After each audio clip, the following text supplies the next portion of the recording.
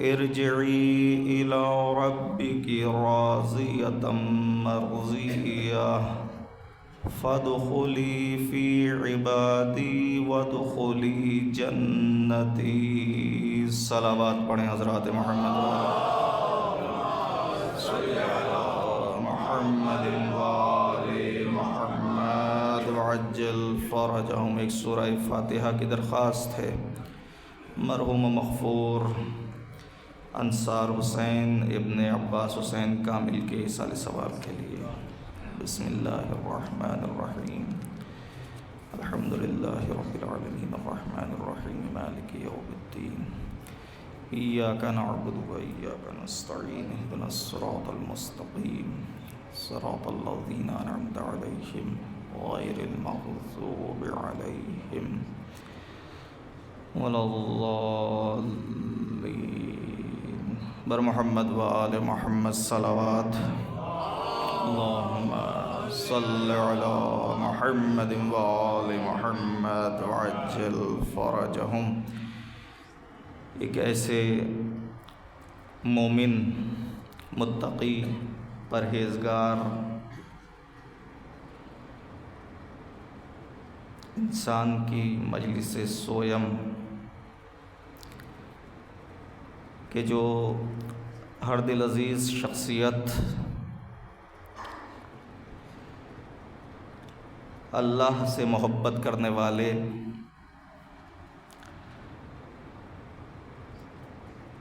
عاشق مسجد،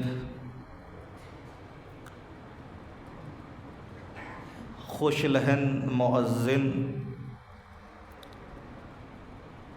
اور عزادار سید الشہداء علیہ السلام تھے۔ عرصہ دراز سے عابدیہ مشن پاکستان ٹرسٹ سے منسلک سینئر ٹرسٹی اور اس مسجد کے منتظم، عظیم خدمات، اللہ تعالیٰ ان کی ان خدمات کو اپنی بارگاہ میں قبول فرمائے۔ عاشق قرآن، درس قرآن میں پابندی سے شریک ہونے والے اور ہمیشہ اس فکر میں رہتے تھے کہ ان کی عبادت اور ان کی تلاوت قرآن مجید دونوں مزید بہتر ہوتی چلی جائیں۔ ہر سال رمضان المبارک میں یہاں جو درس تلاوت قرآن منعقد ہوتا ہے اس میں پابندی کے ساتھ بلا ناغہ شرکت فرمایا کرتے تھے اور قرآن مجید پڑھنے میں بھی حصہ لیتے تھے اور اپنی تلاوت کو مسلسل درست کرنے اور بہتر بنانے کی فکر میں رہتے تھے۔ عاشق قرآن، عاشق ذکر پروردگار، عاشق عبادت پروردگار، مسجد سے محبت کرنے والے ایک ایسے انسان کی مجلس سویم ہے۔ اللہ تعالیٰ ان کے درجات کو بلند فرمائے۔ اذان محترم، ایک شفیق انسان تھے، ایک مطمئن انسان تھے۔ جب بھی ہم ان سے بات کرتے تھے احساس ہوتا تھا دل میں اطمینان ہے، اور ان کا یہ اطمینان اور ان کا یہ عشق الہی سے سرشار ہونا، یہ تمام چیزیں کیونکہ ہمارے ذہن پر نقش کی طرح ہیں، لہٰذا سرنامہ کلام کو بھی قرآن مجید کی انہی آیات کو بنایا کہ جس میں پروردگار عالم نفس مطمئنہ کا ذکر فرما رہا ہے۔ نفس مطمئنہ، وہ نفس کہ جو دل میں اطمینان رکھتا ہے۔ عاشق حسین عاشق عزاداری تھے، لہٰذا وہی سورہ، اسی سورے کی آخری آیات کہ جو امام حسین علیہ السلام سے منسوب ہے، یعنی سورۃ الفجر۔ پروردگار عالم اس سورے کی ان آخری آیات میں ارشاد فرما رہا ہے کہ یا ایتھا النفس المطمئنہ، اے نفس مطمئنہ، اے وہ نفس کو جو اطمینان کی کیفیت رکھتا ہے، ارجعی الی ربک راضیۃ مرضیہ، لوٹ آ، پلٹ آ تو اپنے رب کی بارگاہ میں۔ اور اس نفس مطمئنہ کی کیفیت کیا ہے، اس نفس مطمئنہ کی صفات کیا ہیں؟ کہ تو بھی اپنے رب سے راضی ہے، تیرا رب بھی تجھ سے راضی ہے۔ عزیزان محترم، ہم جو عبادت کرتے ہیں نا، یہ نماز پڑھتے ہیں، یہ روزے رکھتے ہیں، یہ سب کیوں کرتے ہیں؟ یہ سب اس لیے کرتے ہیں کہ ہمارا اللہ ہم سے راضی ہو جائے۔ نیت یہی کرتے ہیں نا کہ پروردگار 2 رکعت نماز فجر پڑھتا ہوں قربتاً الی اللہ، اے اللہ میں 2 رکعت نماز فجر پڑھتا ہوں کہ تیری قربت حاصل ہو جائے، تیری رضا حاصل ہو جائے، تو مجھ سے راضی ہو جائے۔ تو عزیزان محترم، وہ نفس کے جو نفس مطمئنہ کی منزل پر ہو، اس سے اللہ بھی راضی ہوتا ہے، وہ بھی اللہ سے راضی ہوتا ہے۔ آپ نے اور ہم نے بہت سے لوگوں کو دیکھا ہے کہ جو نہ اللہ سے کبھی راضی ہوتے ہیں، نہ اللہ ان سے کبھی راضی ہوتا ہے، چنانچہ ان کے نفس میں وہ اطمینان کی کیفیت نہیں پائی جاتی۔ لیکن وہ نفس کہ جو اطمینان کی منزل پر ہو، اللہ بھی اس سے راضی ہوتا ہے، وہ بھی اللہ سے راضی ہوتے ہیں، پھر کیفیت کچھ ایسی ہو جاتی ہے کہ فقط وہی اللہ سے ملاقات کی تمنا اپنے دل میں نہیں رکھتا، بلکہ اللہ بھی یہ پسند فرماتا ہے کہ یہ میرا بندہ میری بارگاہ میں پلٹ کے آ جائے اور میں بھی اس سے ملاقات کروں۔ اللہم صل علی محمد وآل محمد وعجل فرجہم، یعنی اب اللہ سے ملاقات کی تمنا، آرزو، دعا فقط اس بندہ مومن کے دل میں نہیں رہتی، بلکہ اللہ بھی چاہتا ہے کہ یہ میرا بندہ جس سے میں راضی ہوں، جو مجھ سے راضی ہے، یہ میری بارگاہ میں پلٹ کے آ جائے۔ اور پھر اللہ تعالیٰ یہ ارشاد فرماتا ہے فَادْخُلِي فِي عِبَادِي، میرے بندوں میں داخل ہو جا۔ کون سے بندے؟ وہی بندے جن کے بارے میں ہم نماز میں گواہی دیتے ہیں، تشہد میں بیٹھتے ہیں، الحمدللہ اشہد ان لا الہ الا اللہ وحدہ لا شریک لہ واشہد ان محمدً عبدہ ورسولہ۔ وہ بندے کہ جن کی نماز میں گواہی دی جاتی ہے، انہی بندوں کی صف میں داخل ہو جا۔ تو عزیزان محترم، ہمیں نفس کے اطمینان کے لیے اللہ کی عبادت کرنی چاہیے۔ طریقہ کیا ہے؟ الا بذکر اللہ تطمئن القلوب، آگاہ ہو جاؤ کہ ذکر الہی دلوں کو اطمینان عطا کرتا ہے۔ لوگ پوچھ سکتے ہیں نا کہ مولانا یہ تو بتا دیجئے کہ ہمارے دل کو اطمینان کیسے حاصل ہو، ہمارا دل مطمئن کیسے ہو؟ تو دلوں کو اگر اطمینان کی کیفیت میں لانا ہے تو اللہ کا ذکر کرو۔ اگر اللہ کی یاد مناؤ گے تو تمہارے دل کو سکون ملے گا۔ چنانچہ آپ نے دیکھا ہوگا کہ جو لوگ اللہ کو کثرت سے یاد کرتے ہیں، کہ جو لوگ صبح و مساء، دن و رات، ہر سانس اللہ اللہ کرتے رہتے ہیں، ان کے دلوں کو اللہ عجیب اطمینان عطا فرماتا ہے۔ پھر وہ نہ کسی منزل پہ جا کے گھبراتے ہیں، نہ کسی مشکل سے دو بدو ہو کے پریشان ہوتے ہیں، نہ کسی مصیبت میں ان کے چہروں پر تکلیف کے آثار رونما ہوتے ہیں۔ بھائی یہی تو وجہ ہے کہ میرے مولا حسین، ایک صلوات پڑھیں حضرات محمد صلی اللہ علیہ محمد وآل محمد، جب درجہ شہادت پہ فائز ہو گئے، تو راوی کہتا ہے جس نے یہ منظر دیکھا تھا اس نے میرے مولا حسین کے چہرے کی کیفیت بیان کی ہے کہ جیسا اطمینان بعد شہادت نیزے پہ سر حسین کو دیکھ کر حسین کے چہرے پہ نظر آتا تھا، ایسا اطمینان میں نے اپنی زندگی میں کسی کے چہرے پہ نہیں دیکھا۔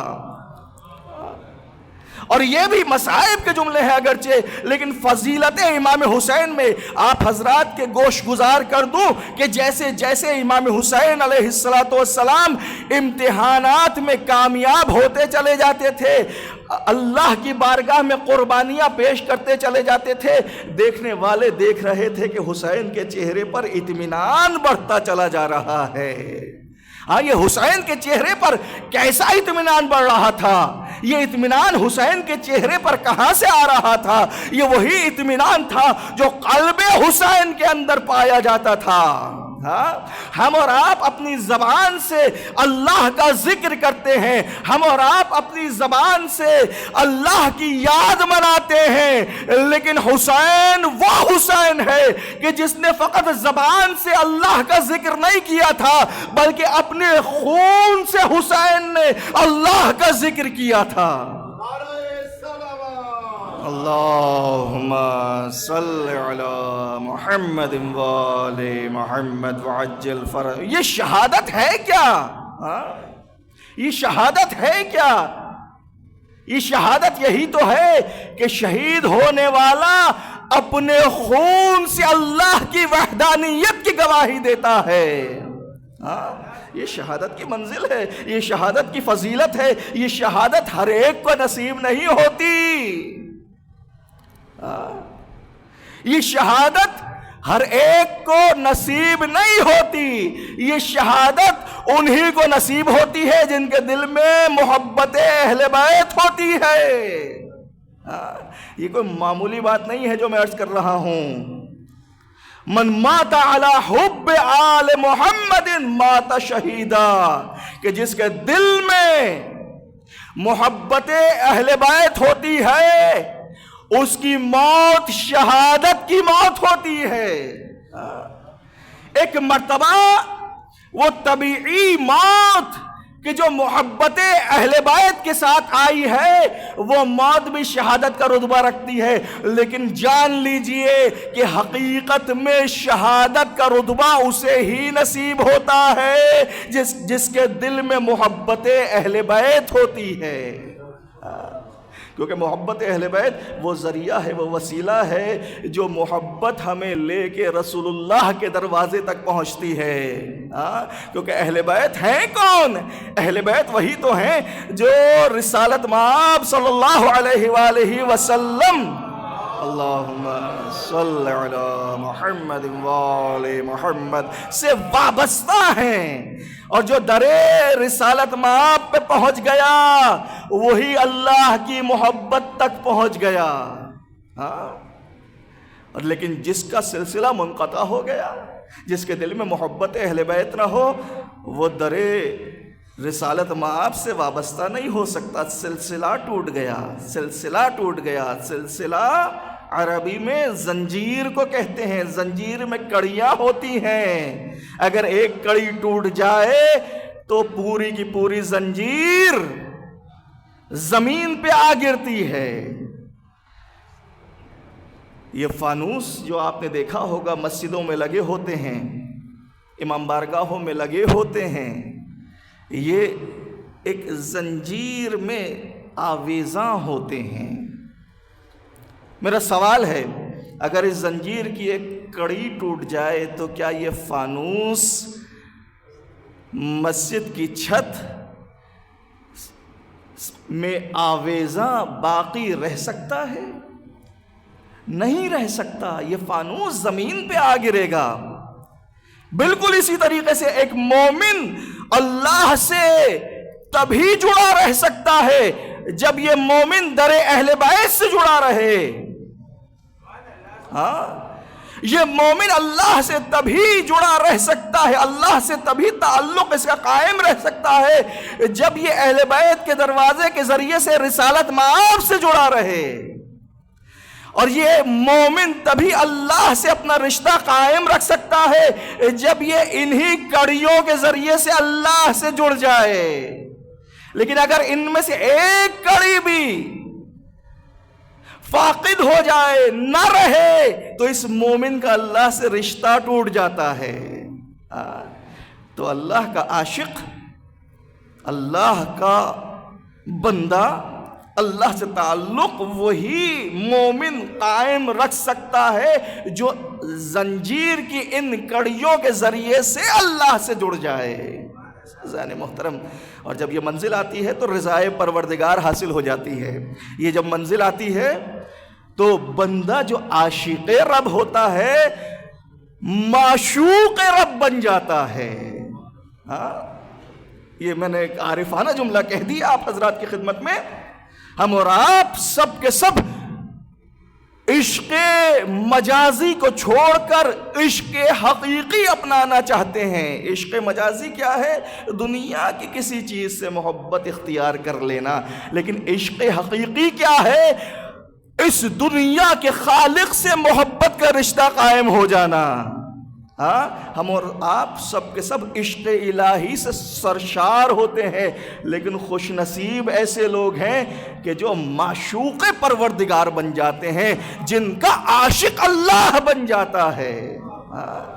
تو اس کا مطلب یہ ہے کہ کوئی نہ کوئی کوالٹی، کوئی نہ کوئی خصوصیت، کیفیت ان کے اندر ایسی ہوتی ہے کہ وہ معشوق پروردگار عالم بن جاتے ہیں. عزیزان محترم، یہی وہ ہستیاں ہیں جنہوں نے ہمیں اللہ سے عشق کرنا بھی سکھایا، اور یہی وہ ہستیاں ہیں جنہوں نے اس راز سے پردہ بھی اٹھایا کہ ہم معشوق پروردگار عالم کیسے بن سکتے ہیں. عزیزان محترم، یہ گھرانہ وہ گھرانہ ہے.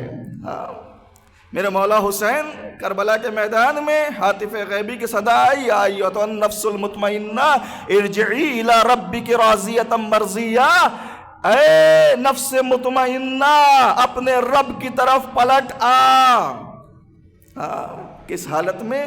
کہ تو بھی اللہ سے راضی ہے، تیرا اللہ بھی تجھ سے راضی ہے، تو بھی اللہ کو دوست رکھتا ہے، تیرا رب بھی تجھے دوست رکھتا ہے، تو بھی عاشق پروردگار ہے، تیرا رب بھی تیرا عاشق ہے. لیکن حسین کے بابا نے وہ کام کہ جو میرے مولا حسین نے کربلا کے میدان میں کیا تھا، عظیم قربانی ہے نا. حسین کی قربانی ایسی قربانی کہ 1400 برس بیت گئے، درمیان میں لاکھوں انسانوں نے قربانیاں دی، لیکن وہ لاکھوں کی لاکھوں قربانیاں بھلا دی گئیں. لیکن ایک حسین کی قربانی 1400 برس پہلے ایسی ہے تاریخ اسلام میں کہ جو بھلائی نہ جا سکی. اور یہ حسین کی خصوصیت ہے کہ جو زندگی بھر بھی حسین کی محبت میں مبتلا نہ ہو سکا، جو حسین کی محبت کو پا نہ سکا، جب حسین کی عظیم قربانی کا مشاہدہ کیا تو عاشق حسین ہو گیا. چنانچہ اپنے پرائے، دوست و دشمن سب اپنے بچوں کے نام حسین رکھتے نظر آتے ہیں. دیکھا ہوگا آپ نے، فلاں کے بچے کا نام بھی حسین، فلاں کے بچے کا نام بھی حسین، فلاں کے بچے کا حسین نام. لیکن میرے مولا حسین نے یزید کو اور یزیدیت کو اتنا بدنام کر دیا، بلکہ حسین نے بدنام نہیں کیا، حسین نے تو یزیدیت کے چہرے سے نقاب کھینچ لی. وہ باطل کا چہرہ جو یزید کی صورت میں حسین کے زمانے میں تھا، میرے مولا حسین نے اس باطل کے چہرے سے نقاب نوچ ڈالی، دنیا کے سامنے بتا دیا کہ دیکھو یزید باطل ہے. اسی حسین کا بابا شب ہجرت بستر رسول پر سو کر وہ رضا جو حسین نے میدان کربلا میں اللہ کی حاصل کی تھی، میرے علی نے بستر رسول پہ سو کے حاصل کر لی. عزیزان محترم، ذرا آپ دیکھیے کہ مولا امیر المومنین کا مقام و منزلت کیا ہے. بستر رسول پر سوئے اب میں جملہ کہنے جا رہا ہوں، میرے مولا حسین نے کربلا میں سن 61 ہجری میں اپنا سر دے کر اسلام بچایا، میرے علی نے بستر نبی پر سو کر بانی اسلام کو بچایا۔ ہاں، اور پھر کیوں نہ پروردگار عالم کی جانب سے یہ آیت اترتی کہ وَمِنَ النَّاسِ مَن يَشْرِي نَفْسَهُ ابْتِغَاءَ مَرْضَاتِ اللَّهِ وَاللَّهُ رَءُوفٌ بِالْعِبَادِ، کہ لوگوں میں سے ایک ایسا بھی ہے، وَمِنَ النَّاسِ مَن يَشْرِي نَفْسَهُ ابْتِغَاءَ مَرْضَاتِ اللَّهِ، کہ جس نے اللہ کی مرضیوں کو حاصل کرنے کے لیے اپنے نفس کو بیچ ڈالا۔ یا نفس کی خرید و فروخت کس معنوں میں ہو رہی ہے؟ اس معنوں میں نہیں ہو رہی جیسے آپ بازار جا کر کوئی بھی چیز پیسے دے کر خرید لاتے ہیں، نہیں، یہاں علی نے اپنے نفس کی قربانی پیش کی ہے، قربان گاہ میں پیش کیا ہے اپنے نفس کو۔ کفار و مشرکین مکے کے 40 قبیلوں کے 40 سردار ننگی تلواریں لے کر میرے نبی کے قتل کا ارادے کے ساتھ نبی کے حجرے کے چاروں طرف جمع تھے۔ ایسے میں علی بستر رسول پر سوئے ہیں۔ وہاں مٹھائی ملنے والی نہیں تھی۔ بھئی علی میں اور دوسروں میں فرق یہ ہے کہ علی ننگی تلواروں کے درمیان بستر رسول پر اس طرح سوئے کہ یہ کہتا نظر آئے کہ جیسی نیند مجھے آج کی رات آئی ہے ایسی نیند کبھی نہیں آئی تھی۔ اور دوسرے رسول کے ساتھ غار میں ہوتے ہوئے بھی رو رو کر گریہ کر کر کے میرے نبی کو پریشان کر رہے ہوں کہ اللہ کو یہ کہنا پڑ جائے کہ گریہ نہ کرو، اللہ ہمارے ساتھ ہے۔ دیکھیے ایک مرتبہ فرق کتنا ہے۔ اور جب علی بستر رسول پہ سو گئے، کوئی پہچان نہ سکا کہ نبی سو رہے ہیں یا علی سو رہے ہیں۔ کہیں تاریخ میں بتا دیجئے کسی نے کہا ہو کہ نبی کو نکلتے ہوئے ہم نے دیکھا اور علی کو بستر نبی پہ آتے ہوئے ہم نے دیکھا۔ نہیں، علی بستر نبی پر اس شان سے سوئے ہیں نبی کی چادر اوڑھ کے کہ کوئی پہچان نہ سکا کہ علی سو رہے ہیں یا نبی سو رہے ہیں، کوئی پہچان نہ سکا۔ اور بخدا کوئی علی کی مثل سو نہیں سکتا تھا بستر رسول پر۔ کیوں؟ اس لیے کہ کسی اور کو نفس رسول ہونے کی سعادت حاصل بھی نہیں تھی۔ بھئی وہی تو مشابہ ترین ہوگا نبی کے جو خود نفس رسول ہوگا۔ علی کی یہ فضیلت سب سے بڑی فضیلت ہے میری نگاہ میں، سب سے بڑی فضیلت ہے کہ علی نفس رسول ہیں۔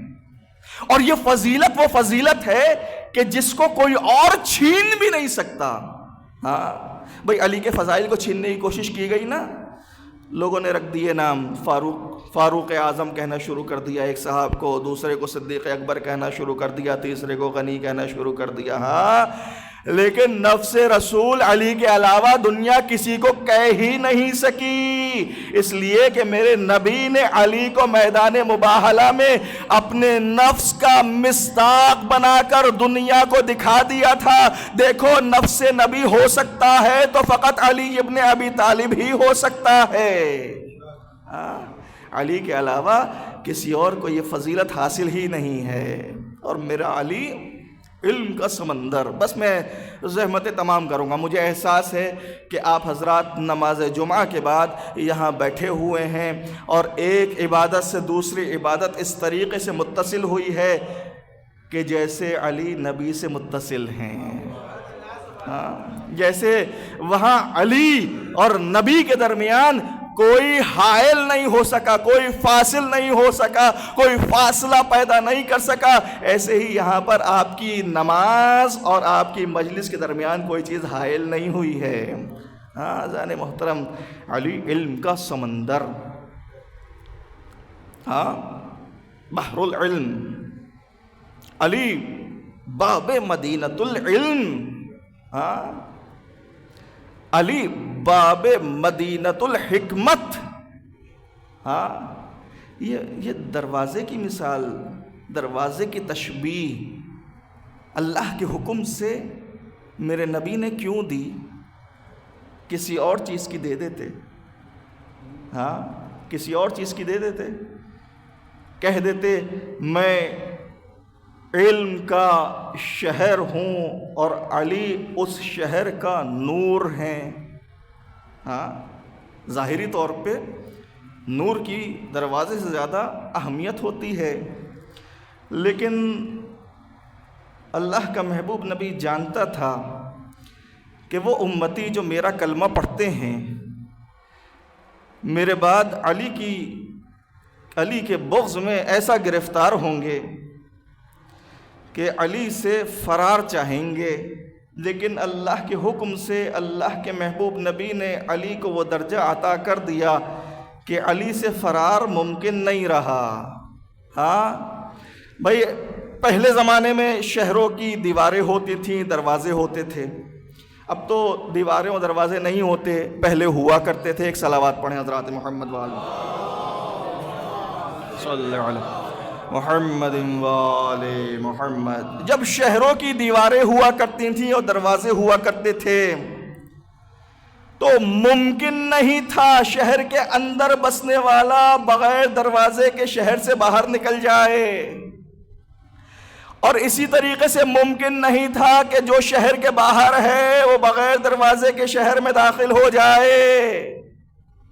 ہاں اب ذرا توجہ سے سماعت فرمائیے گا، آپ نے اور ہم نے آج تک یہ تو سنا ہے کہ علی کو باب مدینۃ العلم سے تشبیہ اس لیے دی گئی کہ جس کو بھی بارگاہ رسالت مآب میں پہنچنا ہو وہ علی کے ذریعے سے بارگاہ رسالت مآب میں داخل ہو۔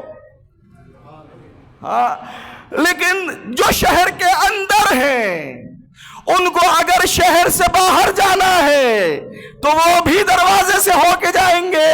اس کا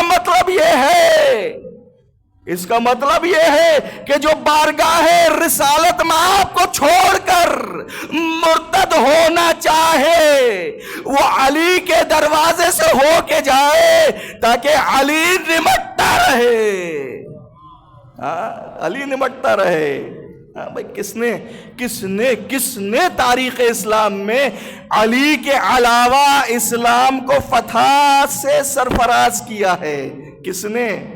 کوئی ہے؟ اچھا جی ماشاءاللہ جہاں فیس بک پہ مومنین کی جانب سے اور محبان اہل بیت کی جانب سے بہت سے کلپ بنائے جاتے ہیں، وہیں پر بعض ایسی چیزیں بھی بنائی جا رہی ہیں جس کی وجہ سے لوگوں کے عقائد خراب ہو رہے ہیں۔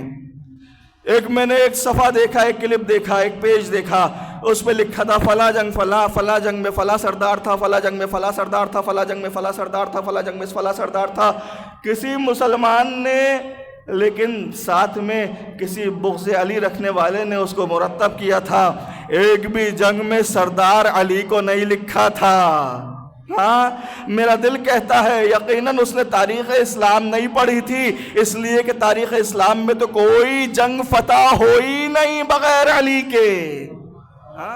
بتائیں کوئی ہوئی ہو تو مجھے بتا دیجئے کہ فلاں جنگ تاریخ اسلام میں بغیر علی کے فتح ہوئی ہے۔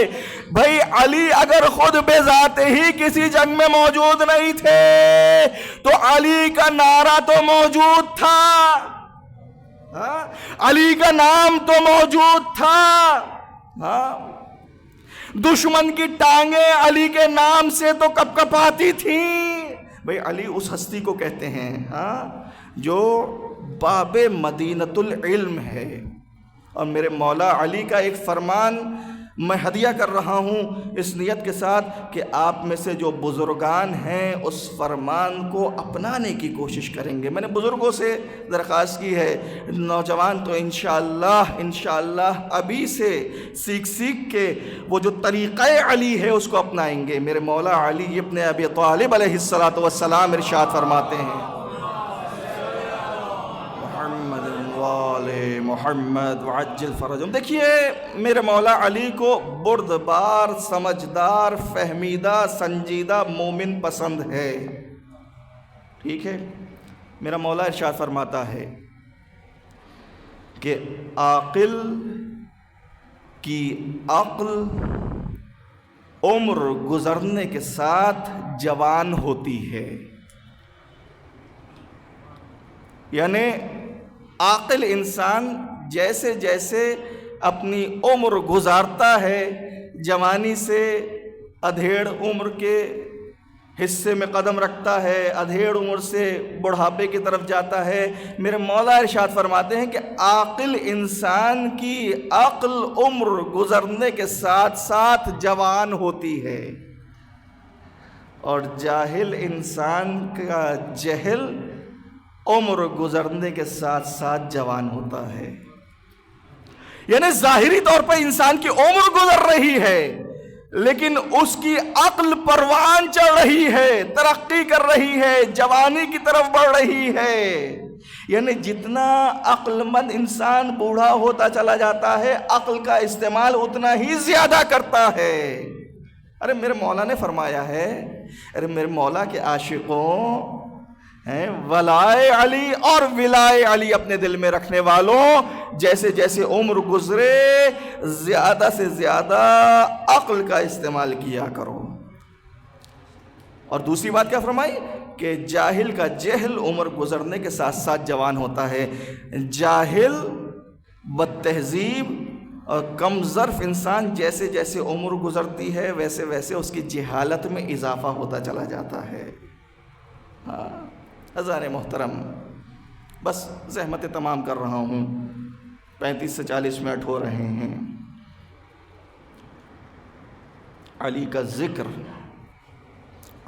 ذکر بہت کام کی چیز ہے، بہت کام کی چیز ہے۔ کیونکہ اس ذکر کو اللہ نے پسند فرمایا ہے، اسی لیے روایت میں ملتا ہے، میرے نبی نے ارشاد فرمایا ہے کہ علی کا ذکر چند مقامات پر مومن کو فائدہ پہنچائے گا۔ پہلا، وقت احتضار، جب موت کی گھڑی آ رہی ہوگی، انسان آخری سانسیں لے رہا ہوگا، دم نکلنے والا ہوگا، مومن کو علی کا ذکر فائدہ پہنچائے گا۔ فائدہ کیا ہوگا؟ فائدہ یہ ہوگا کہ اس کی روح آسانی سے قبض ہو جائے گی۔ دوسرا مرحلہ، قبر کا مرحلہ، علی کا ذکر فشار قبر سے انسان کو محفوظ رکھے گا۔ تیسرا مرحلہ، میزان کا مرحلہ، جب ہمارے نامہ اعمال کو ترازو میں رکھا جائے گا، تولا جائے گا، تو علی کا ذکر ہمیں فائدہ پہنچائے گا۔ چوتھا مرحلہ، جب یہ نامہ اعمال انسان کے ہاتھوں میں دیا جائے گا، علی کا ذکر فائدہ پہنچائے گا۔ اس لیے کہ میرے نبی نے یہ بھی ارشاد فرمایا ہے کہ انسان کو کوئی نیکی فائدہ نہیں پہنچائے گی مگر یہ کہ علی کی محبت کے ساتھ ہو۔ اگلا مرحلہ، پل صراط کا مرحلہ، اگر دل میں علی کی محبت کے ساتھ نیکیاں لے کے اللہ کی بارگاہ میں حاضر ہوئے ہوگے تو صراط کی منزل آسانی سے طے ہو جائے گی۔ تو علی کی محبت وہ ہے کہ جو فقط اس دنیا میں فائدہ نہیں پہنچاتی ہے، اس دنیا سے چلے جانے کے بعد بھی فائدہ پہنچاتی ہے۔ علی کی محبت۔ عزیزان محترم، یہ علی کہ جو حسین کا بابا ہے، بابا ہے نا حسین کا، لیکن میرے حسین کو علی سے محبت اتنی ہے کہ اپنے سب بیٹوں کا نام علی ہی رکھا ہے۔ بس عزیزوں،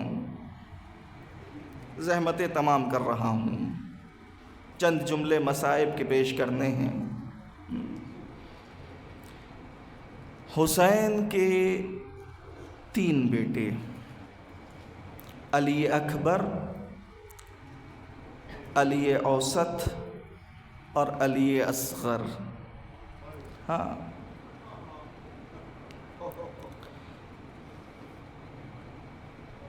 ایک مومن انصار حسین کے ایصال ثواب کی مجلس ہے نا۔ انصار کے معنی کیا ہیں؟ مددگار۔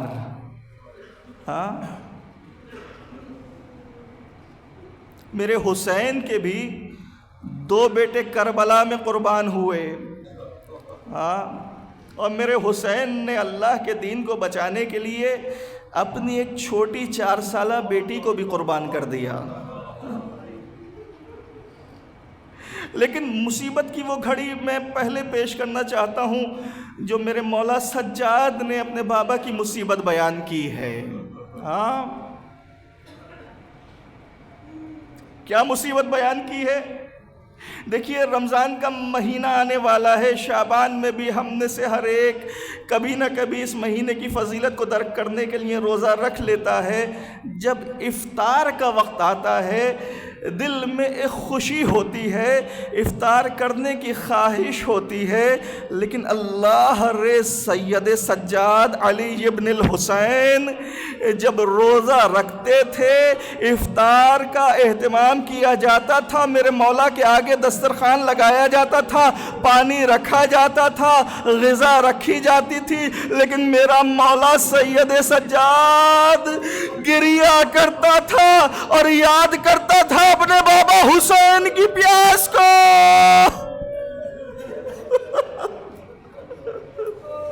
اللہ اللہ، میرا بابا حسین کربلا میں 3 دن کا پیاسا شہید کر دیا گیا۔ سید سجاد کا دل کہتا تھا میں کیسے پانی پی لوں، میرے بابا حسین کے ہونٹ سوکھ چکے تھے۔ جب افطار کے لیے کھانا سامنے رکھا جاتا تھا، سید سجاد گریہ کرتے تھے، بابا حسین کی بھوک کو یاد کرتے تھے۔ ارے ذرا سوچو تو عزادارو، 3 دن کی پیاس تھی کربلا میں، تو ذرا سوچو بھوک کتنے دن کی ہوگی۔ کھانا پہلے ختم ہوتا ہے، پانی بعد میں ختم ہوتا ہے۔ 3 دن کی بھوک، 3 دن کی پیاس تھی، تو سوچو کربلا والوں کی بھوک کا کیا عالم ہوگا۔ مولا حسین نے اپنے 2 بیٹے علی اکبر و علی اصغر کربلا میں قربان کیے۔ ایک بیٹی کو شام میں قربان کر دیا۔ ارے وہ بالی سکینہ جس سے میرا حسین بہت پیار کرتا تھا، ارے جس کو اپنے سینے پہ سلاتا تھا، کربلا کے میدان میں اسی سکینہ کو لے آیا۔ ارے میرا دل کہتا ہے ایسے میں جناب ابراہیم کھڑے ہو کے حسین کو دیکھ رہے ہوں گے، حیرت سے انگشت بدندان ہوں گے۔ اللہ رے، حسین کی شجاعت کا عالم گھر بار کو کربلا میں لے آئے۔ آئے، 4 سالہ بیٹی سکینہ کو لے آئے، ارے 6 ماہ علی اصغر کو لے آئے، ہر ایک کو بارگاہ الہی میں عشق الہی سے سرشار ہو کر قربان کرنے کے لیے لے کر آئے ہیں۔ 4 سالہ بیٹی سکینہ کو لے آئے، اور اب جو ارے وقت وداع خیمے میں حاضر ہوئے، تشریف لے کر آئے ہیں، ہر طرف سے بیویوں نے گھیر لیا، ہر ایک نے میرے مولا حسین کی ابا کے دامن کو پکڑ لیا۔ ارے مولا ہمیں کس کے سہارے چھوڑے جاتے ہیں؟ مولا یہ تو بتا دیجئے کہ آپ کے بعد ہمارا محافظ کون ہے؟ مولا یہ تو بتا دیجئے کہ آپ کے بعد ہمارا والی کون ہے؟ ہماری حفاظت کون کرے گا؟ لیکن ایک چھوٹی سی بچی اپنے بابا سے دور ارے خیمے کے کونے میں کھڑی ہوئی، ارے فقط گریہ کر رہی ہے۔ ایک مرتبہ میرے مولا حسین کی نگاہ اپنی بیٹی کے چہرے پہ پڑی، ارے سب سے ایک مرتبہ الگ ہو کر میرا حسین بالی سکینہ کے نزدیک گیا ہے، اپنی آغوش میں اٹھا لیا، ارے بیٹی سکینہ کو پیار کرنا شروع کیا۔ بیٹی سکینہ کو پیار کرتے جاتے ہیں، اور بابا حسین سے بیٹی بس آنکھوں میں ایک ہی سوال کرتی ہے، ایک ہی سوال کرتی ہے، بابا یہ تو بتا دیجئے کہ آپ کی شہادت کے بعد میں کس کے سینے پہ سوؤں گی؟ بابا ارے یہ تو بتا دیجئے کہ آپ کے بعد میرے دل کو قرار کیسے آئے گا؟ ایک مرتبہ مولا حسین کربلا کی جلتی ریت پر زمین پہ لیٹ گئے، بالی سکینہ کو اپنے سینے پہ سلایا۔ ایک مرتبہ سکینہ کی آنکھ لگی، خواب میں دادی زہرا کو دیکھ لیا۔ ارے دادی زہرا بالی سکینہ سے یہ کہہ رہی ہے، اے میری بیٹی سکینہ ارے بابا کے سینے سے الگ ہو جا۔ ارے میں بھی بہت عرصے سے حسین کو سینے سے لگانے کے لیے بیتاب ہوں۔ لعنت اللہ علی القوم الظالمین وَسَيَعْلَمُ الَّذِينَ ظَلَمُوا أَيَّ مُنْقَلَبٍ يَنْقَلِبُونَ۔ بار الہ اس قلیل توسل کو اپنی بارگاہ میں قبول فرما۔ پروردگار تو یہ واسطہ حضرات محمد و آل محمد کا اس مجلس حسین کے توسط سے، اس مجلس حسین کی برکت سے مرحوم مغفور انصار حسین صاحب کے درجات کو بلند فرما۔ پروردگار مرحوم کے گناہان کبیرہ و صغیرہ اگر کچھ ہوں تو ان کو اپنی رحمت سے معاف فرما۔ پروردگار مرحوم کی عبادات کو اپنی بارگاہ میں قبول فرما۔ پروردگار تو یہ واسطہ حضرات محمد و آل محمد کا مرحوم کی عزاداری کو اپنی بارگاہ میں قبول فرما۔ پروردگار لواحقین کو صبر جمیل عطا فرما۔ پروردگار تو یہ واسطہ حضرات محمد و آل محمد کا مرحوم کی قبر کو انوار حضرات محمد و آل محمد سے منور فرما۔ مرحوم کی قبر کو جنت کے دریچوں میں سے ایک دریچہ قرار دے۔ پروردگار مرحوم کو برزخ میں اعلیٰ علیین میں شمار فرما۔ پروردگارہ کل مومنین و مومنات دنیا کے جس کونے میں آباد ہیں ان کی جان مال عزت و آبرو کی حفاظت فرما۔